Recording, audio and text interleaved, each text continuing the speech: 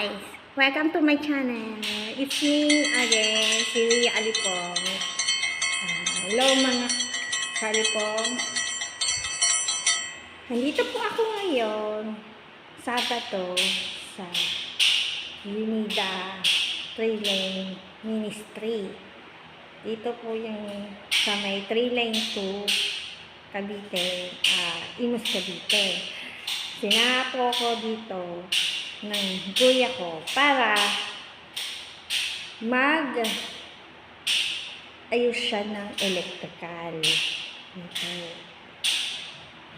Sinama niya ako kasi ako rin nagpinilit.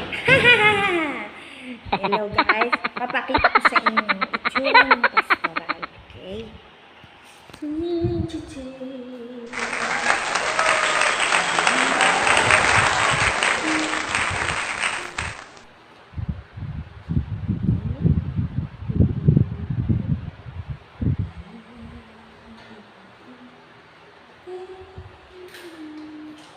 Iyan yung marking cross nila.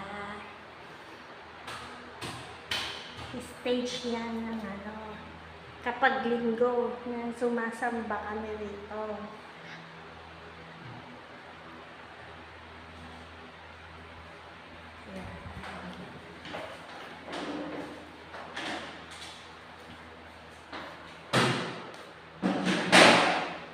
Wow! Dito naman yung kanilang ng mga computer. Wow!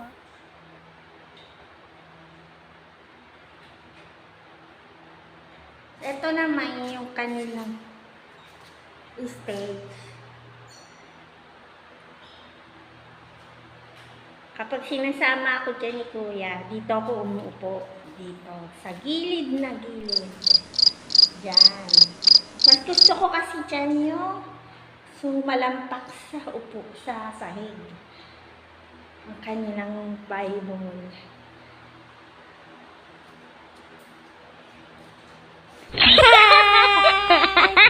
Iupo ulit ako ha guys.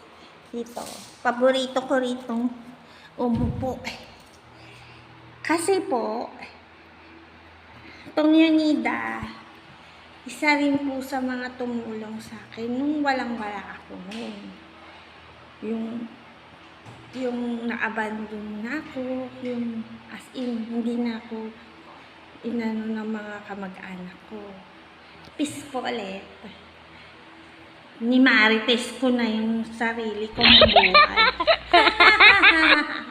Okay lang yung sarili ko naman. Talagang ganyan ang buhay. Mag-marites naman tayo sa buhay-buhay natin pag may time. Hindi buhay ng iba. Char! Pero, guys, gusto ko po na maging ayos din po ako kahit sa susunod na mga taon, araw, taon, o kaya kung ano man mangyari at saan man ako mapunta, at least maging okay ako at okay din si Kuya na nag-ampon sa akin. Guys, ito lang ang masasabi ko sa inyo. Kahit anong mangyayari, be happy. Tuloy lang ang buhay. Fighting! Fighting! Fighting! Hindi ako iyak. Sinisipon lang.